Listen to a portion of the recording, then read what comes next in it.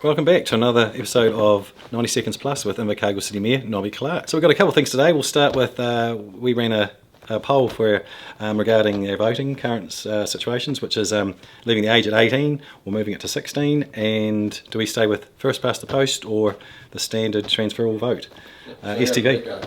Interesting, we got about 94% want to keep it as is, which is the first past the post, and 74% want to keep the age at 18. So, what's your thoughts? I reinforce those figures. Yeah. I think most people find STV a little bit complicated. Yeah. They just want to vote for one person, and that's their preferred option, so first past the post is probably the way to go forward, not the STV. And in relation to the voting age, I've already declared I don't think people under 18 should be voting for local government. They don't vote for central government, and so I think it's too early to be doing that. And I don't think there'd be much interest anyway, if I'm honest. I think people would say, oh great, we can vote, but they wouldn't vote at the end of the day. Yeah. So. Yeah.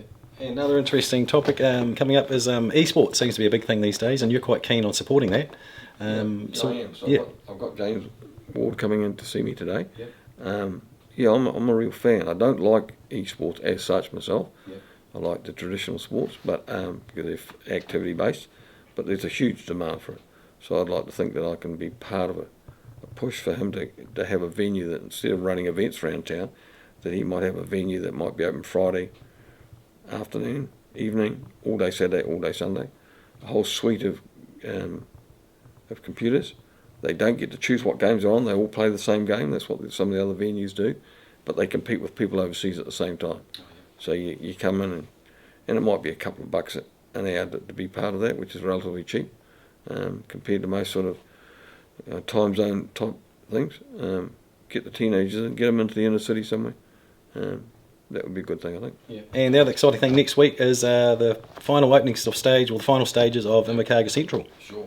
Yep. So 14th, which is a week this Friday. Yep. We've got an opening at about 7 o'clock in the morning, a blessing by Naitaho and on Manawhenua.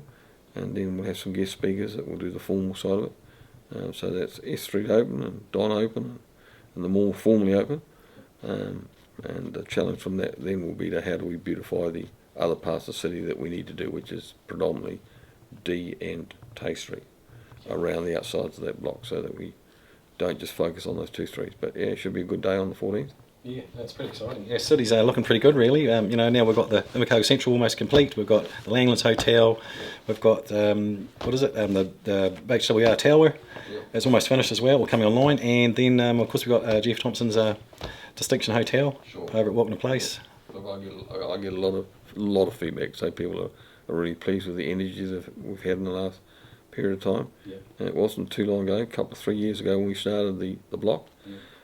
Credit to Scott and Joss, who are our major partners there, and Jeff to a lesser extent, Jeff Thompson, and to Jeff Cotton, who's the project manager in there, and to AB Amalgamated Builders, who have done a sterling job. I mean, we're just about on track time-wise, and very close to being on budget-wise as well. And where else in New Zealand do you get a project that's gone right through COVID and been on time and basically been on budget?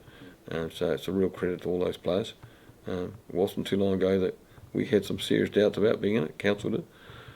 Some people were saying we should cut down the size. At the end of the day, we gave our chief executive at the time a very clear and simple instruction: just get it done. And it's turned out to be a good thing for us. I think it's great. Our city's looking primo.